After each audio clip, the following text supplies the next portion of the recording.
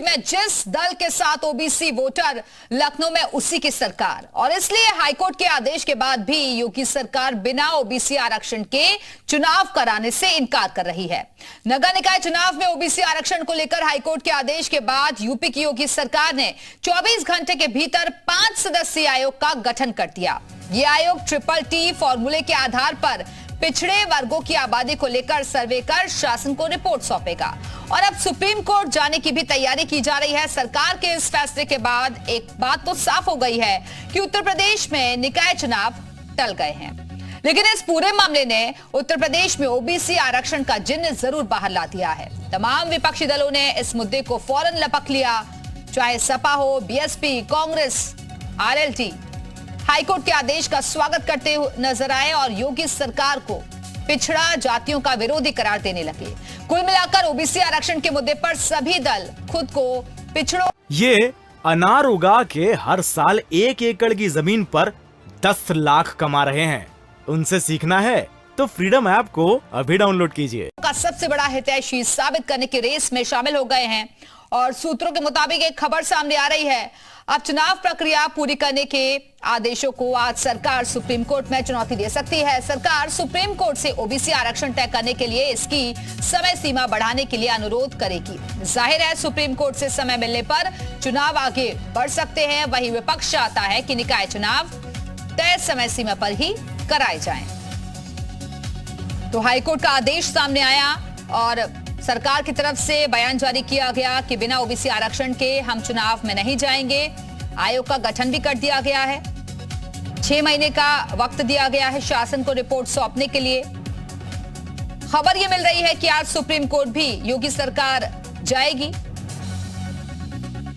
विशेष अनुज्ञा याचिका दायर करेगी प्रदेश सरकार और जिसके जरिए जो 31 तारीख का वक्त बताया जा रहा है कार्यकाल खत्म होने का, तो माना जा रहा है कि उससे आगे का वक्त मांगा जा सकता है, क्योंकि कोर्ट ने यह आदेश दिया है कि तुरंत चुनाव कराए जाएं। जाहिर तौर पर स्टे की मांग योगी सरकार की तरफ से सुप्रीम कोर्ट में जाकर की जाएगी, लेकिन खुद को पिछड़ों का हितैषी साबित करने की होड़ लगनी शुरू हो चुकी है। हर दल अपने आप को पिछड़ों का हितैषी बता रहा है, चाहे बीएसपी हो, कांग्रेस हो, समाजवादी पार्टी हो। रिजर्वेशन को छीनने की कोशिश की जा रही है सरकार की तरफ से। ये तमाम तरीके के आरोप विपक्षी दलों ने लगाए हैं।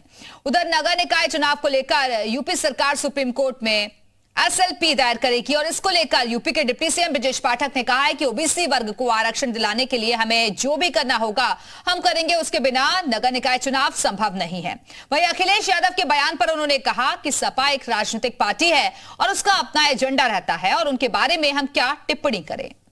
नगर निकाय चुनाव को लेकर अब यूपी सरकार सुप्रीम कोर्ट के दरवाजे खटखटाएगी, एसएलपी दायर वहां पर किया जाएगा। सर, क्या लगता है जो आयोग का गठन किया गया है समय पर ये अपनी चीजें नहीं सौंप पाएंगे जो अब सुप्रीम कोर्ट जाके अगर जाते हैं तो अब नगर निकाय चुनाव टलेगा, लंबा जाएगा? देखिए, भारतीय जनता पार्टी उत्तर प्रदेश सरकार पूरी तरह से ओबीसी समाज के, एससी समाज के हकों के साथ है। उसी अनुसार हम आगे बढ़ रहे हैं। माननीय न्यायालय में मामला जाने के कारण ये व्यवस्था उत्पन्न हुई है, तो हम दोनों व्यवस्थाओं को साथ लेकर के चल रहे हैं। माननीय आयोग का भी गठन कर दिया है, उस आधार पर भी हम काम कर रहे हैं और माननीय सर्वोच्च न्यायालय में जाकर के यहाँ की जो अव्यवस्था है, लोकतंत्र में अधिकार है, यदि किसी को कोई ग्रीवेंसेज है तो उच्च न्यायालय में या हाईएस्ट अथॉरिटी में जाकर के अपनी अपील कर सकता है। सीएम योगी आदित्यनाथ ने निर्देश दिए हैं कि 24 जिलों के जो आईजीआरएस के अधिकारी हैं जो समय पर त्वरित कार्रवाई नहीं करते हैं, उनको चिन्हित कर लिया गया, उनके ऊपर कार्रवाई होगी। दरअसल अधिकारियों के बारे में कई जिलों से शिकायतें लगातार आ रही हैं। आईजीआरएस के साथ साथ बड़ी संख्या में जो फरियादी लखनऊ आते हैं और जिलों में उनकी प्रॉपर सुनवाई न होना माननीय मुख्यमंत्री जी ने गंभीरता के साथ लिया है।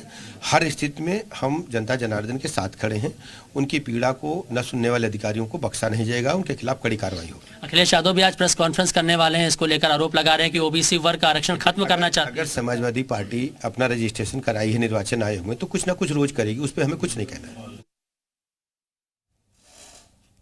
तो डिप्टी सीएम ब्रजेश पाठक को आप सुन रहे थे, जो कि कह रहे थे कि समाजवादी पार्टी का एजेंडा भी सेट रहता है और हम बिना ओबीसी आरक्षण के चुनाव में नहीं जाएंगे। ये सरकार की तरफ से पूरी तरीके से साफ कर दिया गया है। बाकायदा आयोग का गठन भी हो गया है, 5 सदस्य इसमें नियुक्त किए गए हैं जो कि पूरी रिपोर्ट तैयार करके 6 महीने का वक्त जो दिया गया है उसके भीतर शासन को रिपोर्ट सौंपेंगे। लेकिन इस बीच खबर यह भी निकलकर सामने आ रही है कि सुप्रीम कोर्ट का रुख कर सकती है यूपी सरकार और यहां एसएलपी दायर की जाएगी, वहां स्टे की मांग की जाएगी, क्योंकि जो ये प्रक्रिया है उसको पूरा करने में थोड़ा वक्त लग सकता है। तो ऐसे में चुनाव जो है वो आगे बढ़ना तय माना जा रहा है।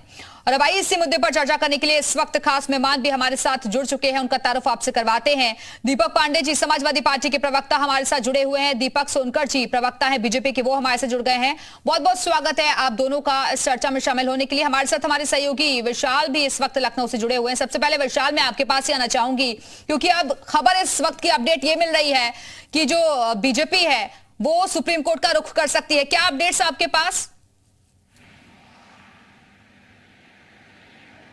देखिए, आज ये कहा जा रहा है कि यूपी सरकार एसएलपी जो है वो सुप्रीम कोर्ट में दाखिल कर सकती है, क्योंकि देखिए इस पूरे मामले को लेकर जो कोर्ट ने कहा था, अपना वर्डिक्ट दिया था, उसमें इस बात का जिक्र किया था कि राज्य निर्वाचन आयोग जो है वो तत्काल इसमें जो है चुनाव करवाए और ओबीसी आरक्षण जो सरकार की तरफ से जारी किया गया था उसको रद्द कर दिया था। तो ऐसे में जो सीटें ओबीसी की गई थी उनको जनरल मानकर चुनाव जो है वो कराए जाए।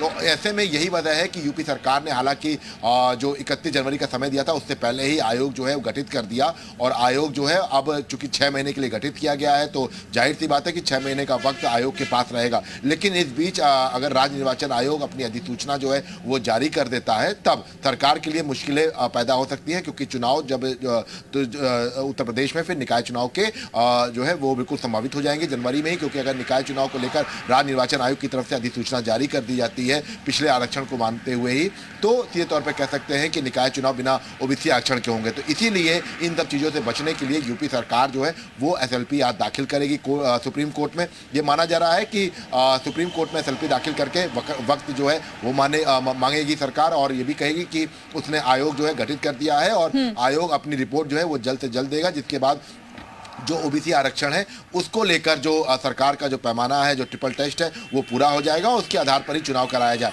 तो ऐसे में फिलहाल जो चुनाव टलते हुए दिखाई पड़ रहे हैं और ये चुनाव फिलहाल ये कहा जा रहा है कि जून या जुलाई तक पहुंच सकते हैं, क्योंकि जो स्थितियां बन रही हैं उसके अनुसार जो पूरा जो आरक्षण का जो पूरा प्रक्रिया है जिसमें ओबीसी आरक्षण को लेकर जो ट्रिपल टेस्ट के जो मानक होते हैं उन सब चीजों को बिल्कुल, तो माना जा रहा है कि चुनाव अभी आगे टल सकते हैं। आप बने रहेगा विशाल, वापस आते हैं आपके पास, लेकिन चर्चा की शुरुआत दिलीप जी मैं आपके साथ करना चाहूंगी। अब ये यानी कि हर दल समझ चुका है कि ओबीसी का साथ तभी सत्ता आएगी हाथ, और शायद इसी वजह से जैसे ही कोर्ट का फैसला सामने आया, आयोग का गठन हुआ और अब खबर ये मिल रही है कि सुप्रीम कोर्ट भी आप लोग जाने की तैयारी कर रहे हैं।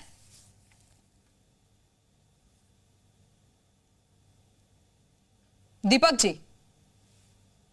जी मेरे देखिए, जिस तरीके से आयोग का गठन कर दिया है, 5 सदस्यीय टीम आयोग का गठन हो चुका है, और जिस तरीके से हमेशा से ही भारतीय जनता पार्टी ओबीसी आरक्षण के पक्ष में, और हम कहते हैं कि हम आरक्षण के लिए प्रतिबद्ध है।